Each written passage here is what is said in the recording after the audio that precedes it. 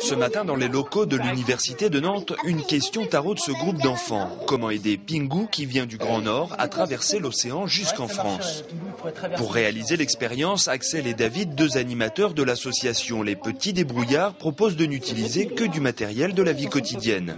Les bateaux. Les bateaux, par exemple, ouais. On peut pas le soulever un bateau, mais... Vous savez comment c'est fait un bateau?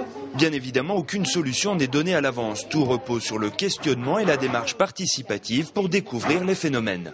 Alors en fait, notre logo c'est point d'interrogation égale plus, et en fait en manipulant le matériel et en se posant des questions, ils avancent pour comprendre les phénomènes justement de la flottaison ou de la résistance de l'air, etc.